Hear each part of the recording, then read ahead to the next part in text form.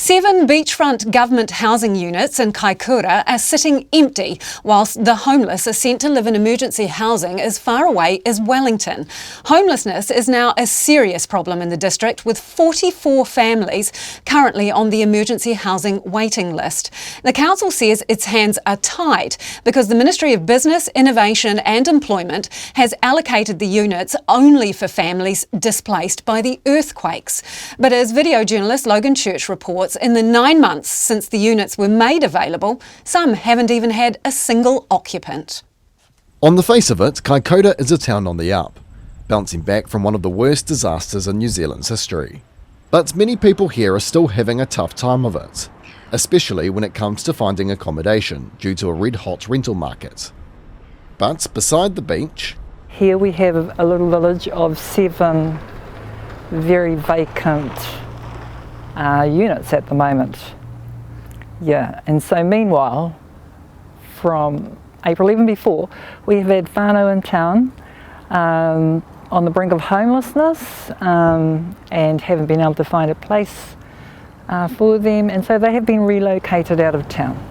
That's Kaikōura. She wears many hats in Kaikōura. She sits on the Māori Council, but she also works directly with people who need emergency accommodation. Nobody home. The village here is simple: 7 portable units, each featuring 2 bedrooms, a bathroom, a kitchen. There is even a place for the dog around the back. But more importantly, they are warm, dry and not earthquake damaged, and they cost $225 a week to rent. The units were put here by the government last April to help those displaced by earthquake damage to their homes, and opened by the Associate Minister of Housing and Urban Development, Jenny Salesa. However, they have never been completely filled. There have been people in dire need of homes, emergency homes. We're not saying that they should live here at this time, but what we needed is a place for them to come and have a warm, dry, safe whare. To be eligible to rent a unit, the criteria is strict.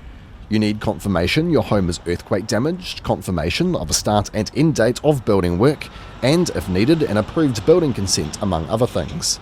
It's all because of this criteria, and in my mind the answer is simple: change the criteria. And until that happens, it leaves many in Kaikōura without many options. Nio can think of 3 families off the top of her head who desperately need accommodation like this now. One Kaikōura woman I spoke to, who didn't want to be identified, said she and her family are on the brink of homelessness. In this house for 5 years. We've got good references and everything, but there's no houses available. And when houses do come available, there's so many people needing them that we aren't even looked at. So we don't have long to find a house for the 6 of us. If it comes down to it, we'd have to rely on something like that in order to not be homeless. Kaikōura says she has raised this issue repeatedly with both the government, who manages the units, and the Kaikōura District Council, who owns the land.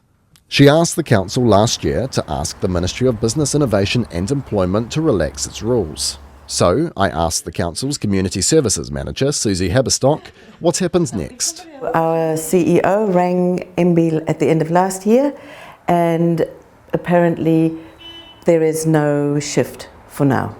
It's most definitely not ideal, because we do have 44 people on our register who have a housing need, but not one of them is eligible. The council has tried to address housing issues across the district. A council-run housing forum is part of this. But when I asked Ms Haberstock if the council could have done more on this issue... I agree. The council should have done more earlier? Yes. It's always easy to say that in retrospect. We thought we were being proactive by creating a forum.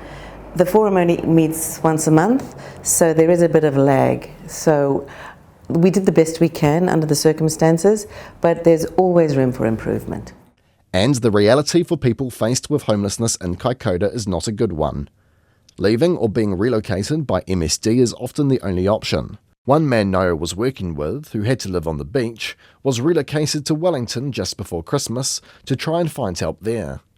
So that leaves the question of how many people have actually lived in the village. According to MBIE's Julia Shanahan, not many. We acknowledge that the occupancy of the village has been quite low. We have had 5 households that have used the village since April 2018. Is that what you expected? Probably lower than expected. However, we understand that there's a lot of uncertainty around when repairs can happen to buildings. There's some people that are still yet to settle their insurance claims and schedule their building repairs. So I asked Julia why MBIE couldn't just change the criteria for the units to deal with what has been perceived as a more immediate problem. We aren't in a position to repurpose the use of the village.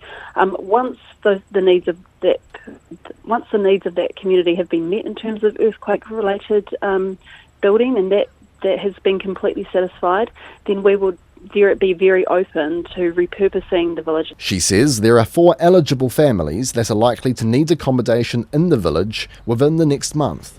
Both the council and NIO are now trying to figure out where to go from here. But that still leaves many people on the brink of homelessness, while 7 government units sit empty beside the beach. In Kaikōura for Checkpoint, Logan Church.